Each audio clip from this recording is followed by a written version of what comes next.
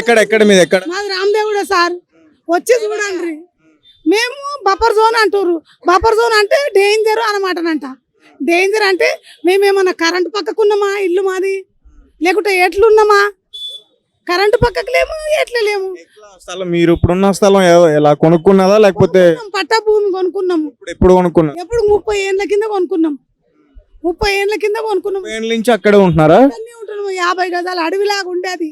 ఒకరొకరు అందరు కట్టుకొని మస్తు డెవలప్ అయిపోయింది. నాకు ఇద్దరు బిడ్డలు పెళ్ళిళ్ళు అయిపోయినాయి. ఇంకా ఇంట్లో నేను ఉంటున్నా. ఇప్పుడు నా ఇల్లే లేదంటే నాకెంత బాధ అవుతుంది.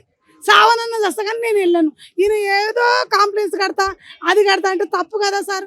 మా ఇంట్లో గుంజుకొని నువ్వెందుకు కాంప్లైంట్స్ కడతావు? కట్టుకో. అంటే ఇల్లు మీ ఇల్లు ఇప్పుడు అక్కడ పడగొట్టినా కానీ ఇల్లు ఇస్తానంటున్నారు కదా. మాకెందుకు ఇల్లు? మా ఇల్లు మాకుండని, మేము కష్టపడి కట్టుకున్న ఇల్లు మాకుండని. వేరే ఇల్లు ఎందుకు మాకు అవసరము? వేరే ఇల్లు అవసరం లేదు కదా సార్. ఇప్పుడు ఆయన రేవంత్ రెడ్డి ఇల్లు ఇవ్వమాను ఎవరికన్నా, వేరే వాళ్ళ ఇంట్లో పోయి ఉండమాను.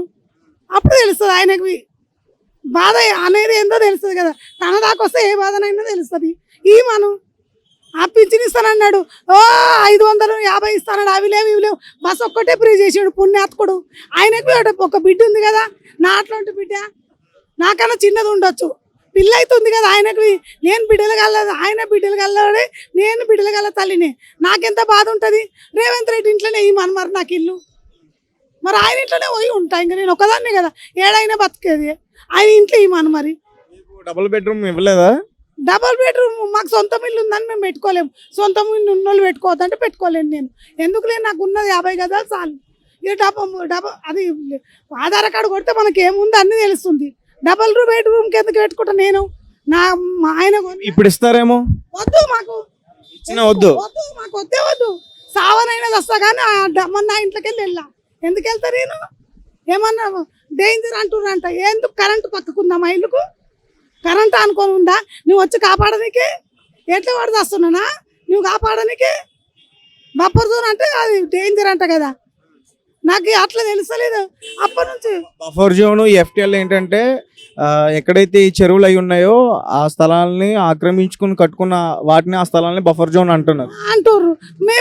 మీరు వచ్చి చూడండి సార్ కావాలంటే. అప్పుడు TV9 వాళ్ళకి చెప్పినాం, TV9 వాళ్ళు మంచిగా చేస్తారని చెప్పినాం. ఇంతకుముందు ఆ మున్సిపల్ ఆఫీస్లో పోయి ఇచ్చినాం, పెద్ద మున్సిపల్ ఆఫీస్కి పోయి ఇచ్చినాం. ఇంకా TV9 వాళ్ళు రావాలి, అయ్యేవారు రాలేరు. కావాలంటే మీది ఏం టీవీ కానీ వచ్చి చూడండి, ఒక్కసారి వచ్చి చూడండి. అరే నిజంగా కదమ్మా నువ్వు ఎట్లున్నావు కదా, పోవాలి అన్ని. ఇప్పుడు కరెక్ట్ అంటే ఇప్పుడు కొన్ని మ్యాప్స్ వస్తున్నాయి బయటికి, చెరువుల్ని పూడ్చి వాటి మీద ఇల్లు కట్టుకున్నారని చెప్పేసి. పంట పండించే భూమి మేము భూమి వాళ్ళ దగ్గర నుంచి పట్టా ల్యాండే కొనుక్కున్నాము. పట్టా ల్యాండ్ కనుక్కొని ఇంటి ట్యాక్సులు అవన్నీ కడుతున్నాం బేట.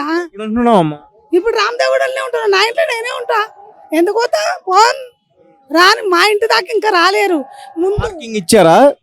మార్కింగ్ ఏమి ఇవ్వలేరు, చెప్పారు. నోటీసులు ఇచ్చారు, నోటీసులు ఇవ్వలేరు, ఏమి ఇవ్వలేదు. ఇవ్వలే. ముంగటిచ్చిర్రు అంటే మాకు ఇస్తాడు కదా.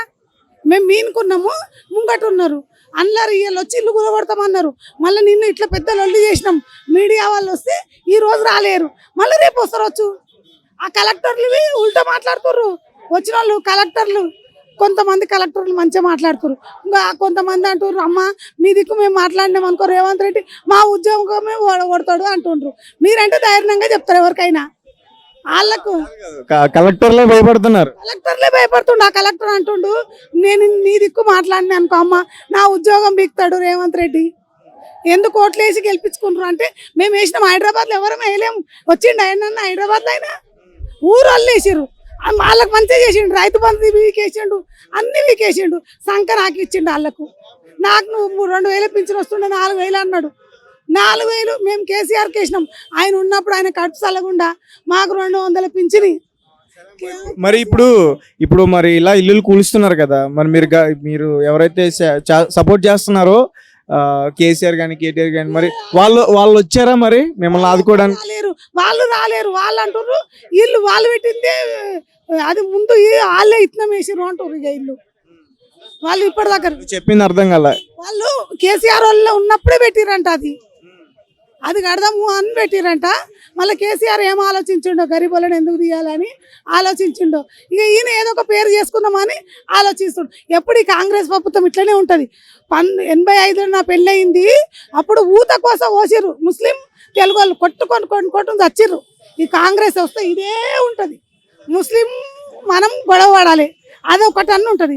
ఇప్పుడు ముస్లిం మనకు గొడవ లేదు కదా, మంచిగా ఉన్నాం బాయ్ బాయ్. ఇప్పుడు ఏం చేస్తున్నాడు, ఇండ్లు వీక్తున్నాడు. ఆడ ఎంత చాలబాది కాడు ఊరు ముండా కొడుకు సిటీలో వచ్చి అన్నరా ఈడ నేను ఇన్నే ప్రభాన్ భావంతో ఎప్పుడు నా తర్వాత కుళ్ళు ఉంటుంది అన్నాడు. ఏడ కుళ్ళు ఉందా, వారానికి 2 సార్లేనంట కేకడగాడు, వారానికి 2 సార్లు చెప్పి అప్పుడు ఏం చెప్పిండు కుళ్ళు ఉంటుంది. ఇంతలా మాట్లాడుతున్నావు భయం లేదా? మళ్ళీ నీ పింఛను అది ఇది ఉంటది కదా, పింఛన్ తీస్తుంది అని ఆడిచ్చే పింఛన గవర్నమెంట్కి వెళ్ళి వస్తుంది పింఛని. ఆడేంది ఇచ్చేది పింఛన్, గవర్నమెంటే వెళ్ళదు కదా కాంగ్రెస్ దగ్గర. రాజు మంచోడైతే అన్ని మంచిగా ఉంటాయి. రాజు శని ఉంటారు తోడు. అక్కడ చంద్రబాబు నాయుడు శని మహాత్ముడే, ఇక్కడ ఈ కీడు శనివాడే. ఊర్లు కొట్టుకపోయినాయి, అక్కడ ఆంధ్ర ఎట్లా కొట్టుకపోయింది చూసినావు కదా. మంచి జగన్ని ఓడగొట్టిండ్రు. పబ్లిక్ గూడు పోవాల్సిందే మేమంతా, ఎందుకంటే మంచోళ్ళను తీసేసుకుంటే ఇట్లంటలతో గూడవాలి. ఏంది పరిస్థితి ఏంటి? కొడుకింటికి వెళ్తావా, ఎక్కడికి వెళ్తావు? ఏ ఇంటికి వెళ్ళండి, సామానైనా చేస్తా. పెట్రోల్ తెచ్చుకుంటా, 1 లీటర్ పెట్రోల్ తెచ్చుకుంటా, ఇంట్లో పోసుకొని అంటి పెట్టుకుంటా అంతే. ఇంకా కొడుకులు లేరు నా బిడ్డలా. ఎవరు చూస్తారు? బిడ్డలు చూస్తారు ఎవరైనా? రేపు కొడుకులే చూస్తారు. కొడుకులు తీసుకుపోయి అనాథాశ్రమంలో వేస్తారు. నా ఇంట్లో నేను వండుకొని నా పింఛన్ వస్తుంటే తింటున్నా. ముందే కాళ్ళ నొప్పులు, ముందు హౌస్ కీపింగ్ చేసిన, ఇప్పుడు చేస్తలేను. ఇంకేం చేస్తా? 100 గజాలు ఉంటదమ్మా మీ ఇల్లు? 50 గజాల బిడ్డ, ఎక్కువ 100 గజాలవి కాదు, 50 గజాల కన్నా డబుల్ బెడ్రూమ్ ఎక్కువ పెద్దది కదా. నాకు వద్దు, నా ఇల్లు నాకు కావాలి. అది మా ఆయన నిషాని, నా మొగడి నిషాని నాకే కావాలి. మేము సంపాదించుకుంది కష్టపడి మాకు కావాలి. మాకు డబుల్ బెడ్రూమ్ ఎందుకు లేని వాళ్ళకి? నా ఇల్లు ఎందుకు ఇస్తావు నువ్వు? టీఆర్ఎస్ నాయకులు ఎవరన్నా వచ్చి మీకు మాట ఇచ్చారా, హామీలు ఇచ్చారా? మీకోసం వాళ్ళు ఫైట్ చేస్తా అన్నారా? ఫైట్ చేస్తామంటే ఇప్పుడు వీళ్ళు ఉండరు కదా, ఇంకా వీళ్ళు మాట్లాడుతున్నారని ఎవరో ఒకరు మాట్లాడని అని అనుకుంటున్నాం. ఇంకా కొంతమంది అంటారు ఆయన ఆ సార్ దగ్గరికి పోదాము అని అనుకుంటుండ్రు. కేటీఆర్ సార్ మంచిగా చేస్తాడు కదా మన గరీబుల గురించి. కేటీఆర్ సార్ మంచిగా చేస్తాడు కదా, అట్లా పోదామని అనుకుంటుండ్రు. ఇంకా ఈయన కుట్టే మళ్ళీ కేటీఆర్ సార్ దగ్గరికే పోతాం. Okay, thank you. ఆయన మీరు చెప్పండి సార్లకు, అంత పబ్లిక్ వినబడేటట్టు చెప్పండి. మీరు ఉన్నోళ్ళది ఉంటేనేమో బాగా చెప్తారు, అబ్బో పడేసింది బ్రేకింగ్ న్యూస్ అంటారు. మాదేమో బ్రేకింగ్ న్యూస్ కాదా, పాత న్యూసా? మాదే బ్రేకింగ్ న్యూస్ అనాలి, ఎందుకంటే గరీబ్ వాళ్ళం కదా. మళ్ళీ కట్టుకోము. హైదరాబాద్ ఇల్లు కట్టుకోవాలంటే ఎన్ని పైసలు అవుతాయి బిడ్డ? నువ్వే చెప్పు. లక్షలు అవుతాయి. మేము కట్టుకున్న ఇల్లు ఎంత ఇబ్బంది పడిగా ఇట్టిండొచ్చు 50 గజాలల్లో. నువ్వే చెప్పు. ఆ ఇల్లు ఉన్నదనుకో, నా బిడ్డలు ఇంత నెలకింత పంపిస్తారు. ఇటు పింఛన్ ఇవ్వకున్నా సరే, ఈయన పింఛన్లో మాట పెట్ట. ఈడేం పింఛన్ ఇస్తుండు? కేసీఆర్ చేసిపోయిన పింఛనే ఇస్తుండు. 2000 4000 ఇస్తా అన్నాడు. అక్కడ ఆయన ఇచ్చిండు, చంద్రబాబు నాయుడు ఇచ్చిండు. ఈయన ఇచ్చిండా? ఈయన అదివి లేదు. రాజు మంచోడైతే రాజ్యం మంచిగా ఉంటుంది. రాజు దళింద్రుడు అయితే ఈడు పక్కా దళింద్రుడు. కొట్టుకపోతా చూడు. ఇప్పుడు ఇంకా ఎన్ని గొడవలు అయితే చూడు. ఈ కాంగ్రెస్ ఉంటే ఎప్పుడు గొడవలే. నువ్వేమన్నాను 10 ఏళ్ళు హాయిగా ఉన్నాం మేము. ఏం చేయలేడు కేసీఆర్ హయాంలో 10 ఏళ్ళు హాయిగా ఉన్నారు. హాయిగా ఉన్నాం, ఏం చేయలేడు. మరి కేసీఆర్ గెలిపించుకోలే. ఆ ఊరళ్ళు ఇప్పుడు వాళ్ళకి రైతు బంధు తీసిండు, ఊరళ్ళకి మంచిగానే పెట్టిండులే. సురుకు పెట్టిండు, కాల్చి కరిసే కాల్చి పిర్రలకు సురుకు పెట్టిండు. ఊరళ్ళకి గెలిపించారు ఆయన. మేము ఎందుకు గెలిపించినాడు 2 లక్షలు మాఫీ చేస్తాడు. మొన్న ఏం చేసిండు? 1 లక్ష చేసిండు. ఆయన అప్పులు తీసుకునడం ఎందుకు? ఇవన్నీ మాపులు ఎందుకు?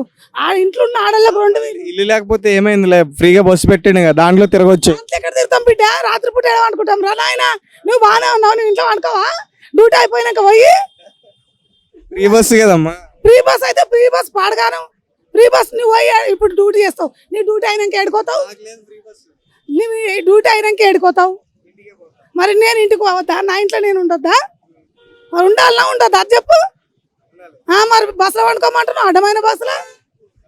ఫ్రీ కదా, అలా చెప్పు. ఫ్రీగా ఉంటే ఉండని. ఫ్రీ బస్సు పెట్టినావు అయ్యా, మంచి పని చేసినావు. ఇండ్లు వీక్తావా నువ్వు? అక్కడ పోతాడు ఫ్రీగా ఇల్లు కూడా ఇస్తా అంటున్నారు కదా. మరి మాకు ఆ ఇండ్లే వద్దు. బస్సు తీసుకున్నప్పుడు ఇల్లు ఎందుకు తీసుకో? బస్సు ఎక్కమంటే ఎక్కము, దాంట్లో ఏముంది? ఇప్పటి నుంచి ఎక్కమంటే ఎక్కము. మేము ఏడుకోయేది ఉందని? ఏడుకోయేది అయితే లేదు కదా. ఎక్కమంటే ఎక్కకు. మాది హైదరాబాదు. ఎక్కడ మా ఊరా పోనీకే? మేము ఇక్కడనే ఉంటాము. ఇంతకుముందు ఫ్రీ బస్సు లేకుంటే పోలేమా మేము? పైసలు టికెట్ పెట్టుకొని పోయినా. నేను డ్యూటీ చేస్తుంటప్పుడు ఇప్పుడు ఇంట్లోనే ఉన్నా మళ్ళా థ్యాంక్ యూ అంటున్నావు నువ్వు ఆయనకు చెప్పు. ఆయన ఏంది రేవంత్ రెడ్డి రాజు మంచోడు ఉంటే రాజ్యం మంచిగా ఉంటుంది. ఇది ఒక్కటి యాద పెట్టుకోండి. రాజు మంచోడు ఉంటుంది. నా పేరు బేబీ, బేబీ గౌతమ్ బేబీ అంటారు.